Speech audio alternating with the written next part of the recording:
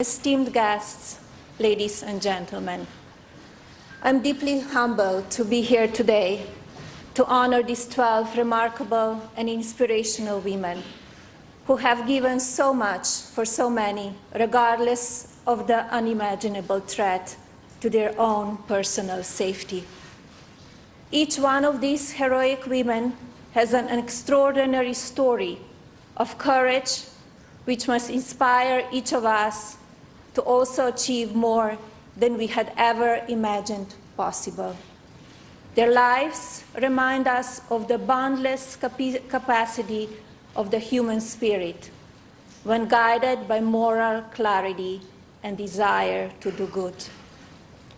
These honorees on the stage with me have fought for their rights and for the rights of others. Each battled forces such as governments, the courts, gender bias, terrorism, war, and corruption, and were willing in each moment to face harsh penalties, including imprisonment and death. As they continue to preserve against unimaginable odds, these women are extraordinary examples of reaching within to find the courage that lies inside us all to change the world.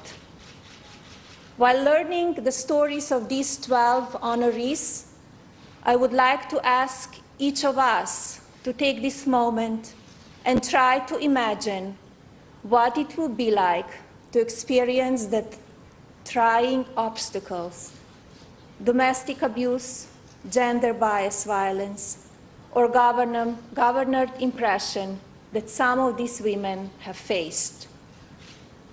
Let us try to envision ourselves in their place, struggling against unequivocal gender bias and discriminatory laws which serve to protect the perpetrators of unthinkable crimes while punishing their victims should they even dare to speak out. Ask yourself if you would have the fortitude of spirit, the courage of your convictions, and the enormous inner strength required to stand up and fight against such overwhelming odds. Amazingly, each of our honorees has courageously answered yes to those questions. For it is their strength and the strength of others like them which will unite a global battle against inhumanity. Together with the international community, the United States must send a clear message that we are watching. It is therefore our duty to continue to shine the light on each miraculous victory achieved by women, all capable of trying, truly leading the change to fight for those that cannot fight for themselves.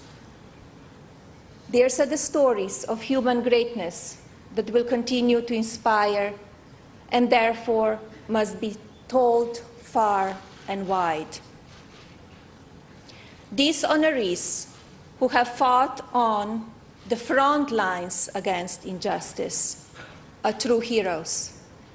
Their stories of an individual bravery remind us that there is always hope whenever the human spirit is brought to bear in the service of others, and that healing and personal empowerment are often born from such deeds. I believe that bravery is the ability to live one's life refusing to be discouraged, and instead choosing a life of purpose. Only when we do this are we are able to suppress what we previously believed to be possible. Each of these 12 women represents a life of enormous courage to save a child, to help a family, to make a neighborhood or school safe, or to boldly speak out against evil by refusing to back down, no matter the personal cost. to the young people here today, I ask you to allow the triumphs exemplified by these heroic women to inspire you in your own lives, and to remind yourself that you, too, are capable of greatness. I urge you to not be afraid to fail, as failure will never have the power to define you, as long as you learn from it.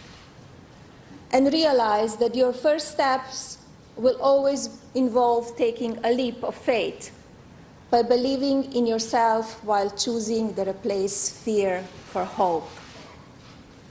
Let these brave women serve as daily inspiration, as it is now up to each of you to remain vigilant against injustice in all its many forms.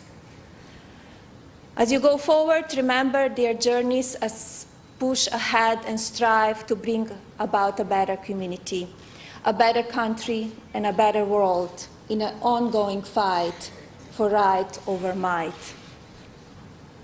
We must continue once again to shine the light on the horrendous atrocities taking place in neighborhoods around the corner and around the globe, where innocent families are crying out to live in safety. We must continue to fight injustice in all its forms, in whatever scale or shape it takes in our lives. Together, we must declare that the era of allowing the brutality against women and children is over, while affirming that the time for empowering women around the world is now. For wherever women are diminished, the entire world is diminished with them. However, wherever women are empowered, towns and villages, schools, economies are empowered, and together we are all made stronger with them. We must begin now to challenge old fears, fight long-held prejudices, and stand up against evil and injustice wherever it may be. As leaders of our shared global community, we must continue to work towards gender empowerment and respect for people from all backgrounds and ethnicities, remembering always that we are all ultimately members of one race, the human race. Each one of us is uniquely gifted. We must continually reaffirm our American values as we join with the international community to make our world safer through acts of collaborative and individual bravery. Thank you, honorees, for your courage, and thank you, Ambassador Shannon, for your support. God bless you, and God bless this great nation. Thank you. You're listening right there to First Lady Melania Trump. She's at the State Department. These are the International Women of Courage award ceremony that she's taking part in, honoring inspirational women, about a dozen recipients of the award this year. Women from around the world, places like Syria, Yemen, Iraq, who have fought against, as she laid out, gender-based violence, child marriage. They've taken extraordinary measures to benefit women firsts in many of their fields. And also, important, we haven't heard much publicly from the First Lady. Important to hear from her today. Let me bring in right now White House reporter Kate Bennett. She's joining me, and Kate Anderson-Brower, CNN contributor and the author of First Women, The Grace and Power of America's Modern First Ladies. It's a Kate panel today. Kate, it's great to see you guys. Thanks so much.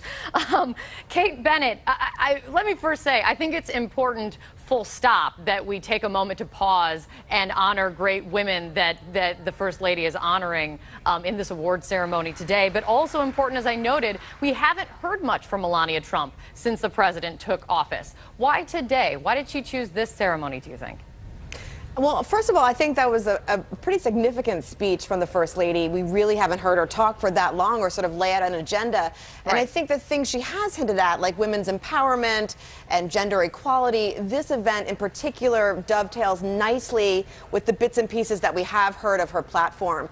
She really feels like she wants to be a humanitarian. Sources tell me she wants to really sort of make an impact on women's issues and with children. Therefore, this event today makes a lot of sense. It's the 11th time these awards have been given out, so it's a pretty special moment. Yeah, and Kate Anderson-Brower, I mean, how does Melania Trump stack up when you look at previous First Ladies in the first 100 days of the presidency in terms of activity and appearances? Well, another author said, you know, does she have a low profile? No, she doesn't have a low profile. She has pretty much no profile at this point. I think there's a big question mark about what she's going to take on. We just saw that she hired a communications director, which I think could make a really big difference for her. But by this point, during Michelle Obama's tenure, she had a staff around her. She was very involved. She had graced the covers of magazines and been a real force in Washington. And because Melania Trump doesn't live here, we don't see much of her. And I agree with Kate Bennett. I mean, this was a really effective speech, and I think she hit on the humanitarian, kind of softer side that her husband doesn't often talk about. Important to hear from her today, and important to highlight these great women that the State Department and the First Lady are honoring today. Kate.